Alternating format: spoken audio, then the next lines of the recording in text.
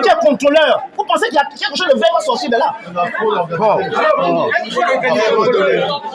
On dit, le président dit c'est la transparence. Le président parlait de transparence. Oh non, ça c'est une transparence. Il a bien dit que si c'est pas bon, on l'annule. Je vais arrêter.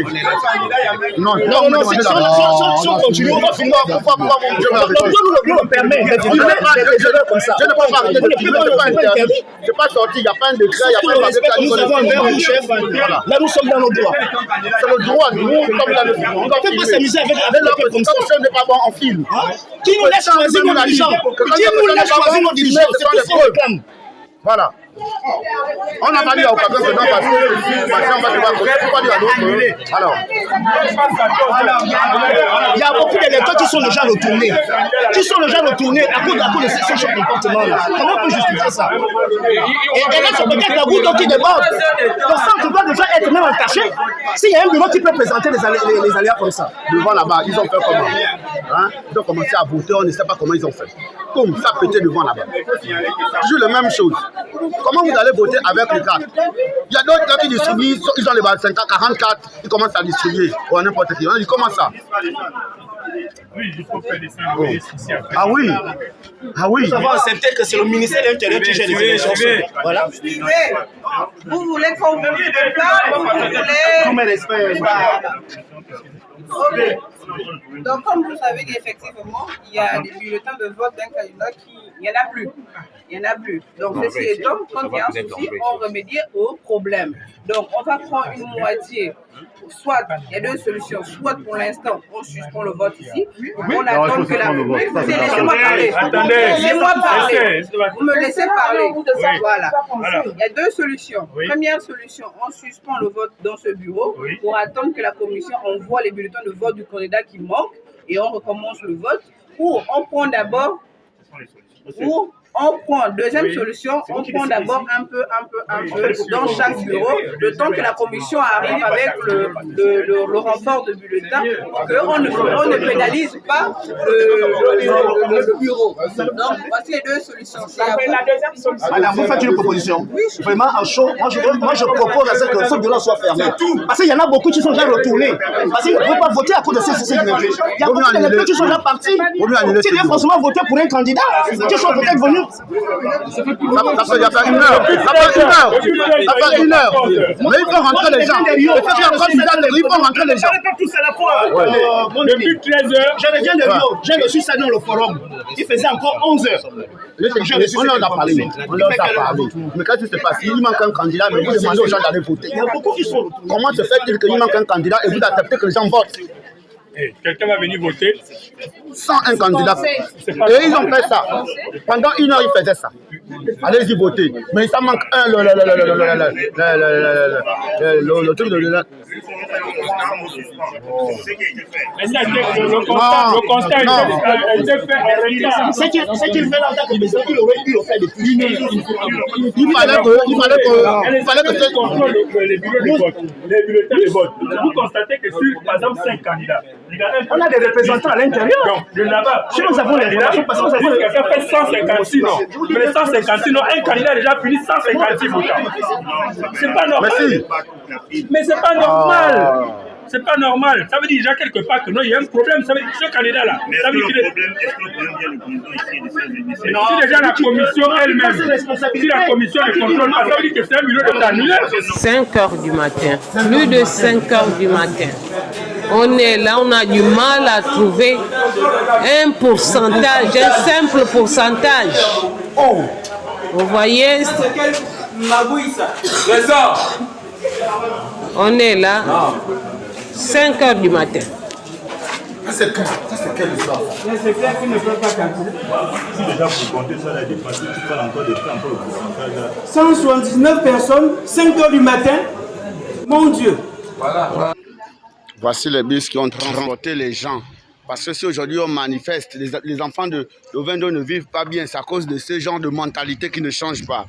Les choses d'Ovendo, ils ont fait une campagne. Ils ont fait une campagne dans Ovendo, dans le 2e arrondissement de Ovendo. Mais à la grande surprise, nous avions constaté que les meetings se sont faits à Ovendo, mais plutôt les votants reviennent d'autres endroits, de Lambaréné, Tchibanga.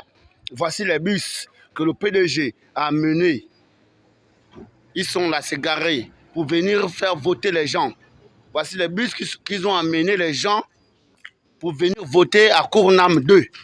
À quelques mois de la rupture de la transition pour amorcer la 5e République, que le spectre sociopolitique est en ébullition à travers des irrégularités observées lors de la grande arène électorale couplée du 27 septembre qui a offert un plat de riz sablé. C'est dans ce cadre que le collectif des candidats investis et indépendants pour le compte des législatifs et locales de la commune d'Ovendo a été face à la presse le dimanche 5 octobre 2025 dans un complexe hôtelier situé au 1er arrondissement de la commune d'Ovendo.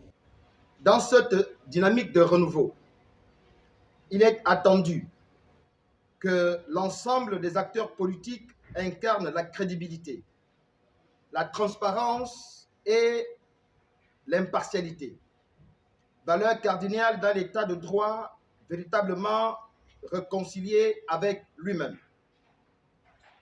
C'est dans cet esprit que nous, candidats aux élections locales et législatives du 27 septembre 2025, dans les 2 arrondissements de la commune d'Ovendo, réunis en coalition citoyenne, au-delà des appartenances politiques, élevant une protestation solennelle contre les conditions inéquitables dans lesquelles ces scrutins se sont déroulés et contre les résultats qui en ont découlé.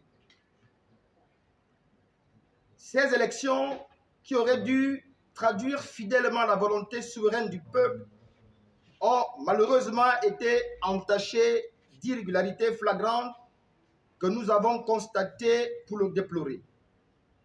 Et nous le déplorons avec gravité. Des procurations ont été délivrées à certains candidats en marge du cadre légal. Certains mandataires régulièrement désignés ont été empêchés d'exercer leurs droits dans plusieurs bureaux de vote. Des enfants et proches parents de certains candidats ont été désignés présidents, vice-présidents, voire assesseurs en violation flagrante du code électoral. Le bourrage des urnes, l'achat des consciences et le vote frauduleux à l'aide de cartes d'électeurs appartenant à d'autres citoyens se sont également multipliés. À cela se sont ajoutés le trafic de procuration, le monnayage des voix et l'immixtion de certaines personnalités politiques et administratives à ce processus électoral qui a faussé la sincérité du scrutin. Enfin, les résultats ont été manifestement manipulés au détriment de la vérité issue des urnes. Nous nous interrogeons également sur la possibilité pour la commission électorale locale du 2e arrondissement d'Ovendo d'avoir signé et publié le procès verbal de synthèse des résultats à 23h45 le samedi 27 septembre 2025, alors même que plusieurs bureaux de vote, notamment le bureau numéro 19 du centre d'Akournam 2, poursuivaient encore le dépouillement jusqu'à 5 h du matin le dimanche 28 septembre. Une telle précipitation jette le doute sur la fiabilité, la transparence et la sincérité de la centralisation de ces résultats. C'est pourquoi nous vous invitons respectueusement à prendre la décision courageuse et salutaire d'annuler ces scrutins dont les conditions d'organisation ont été catastrophiques. Tenez, je tiens là un procès verbal, ici, qui est signé, d'accord? Mais curieusement, il est rempli, on ne sait pas combien de voix les candidats ont obtenu. Vous comprenez? Ça a été une technique de fraude qui a été mise en place. Ils ont remis des PV non remplis, se contentant seulement de les signer, et à guise, ils accordent le score qu'ils veulent à nous autres, les candidats qui avons pris part à ces élections. Ça, c'est une preuve flagrante. Après avoir peint négativement le processus électoral par le porte-parole du collectif Eugène Elibio, le tour est revenu au candidat Désiré Bakita, Eugénie Nyangi Mabika et Pousse Maraba, et enfin à Kourisila Axel Carmel de poser le pied sur l'accélérateur pour exprimer la désolation sur le plan organisationnel, procédure et compilation des résultats qui font polémique malgré les preuves visibles et palpables qui tachent la restauration et la dignité prônée par le président de la République et chef du gouvernement Brice Clotaire Oligui Nguema. Après avoir accompli mon devoir de vote, je me suis retiré au QG, donc en attendant les résultats.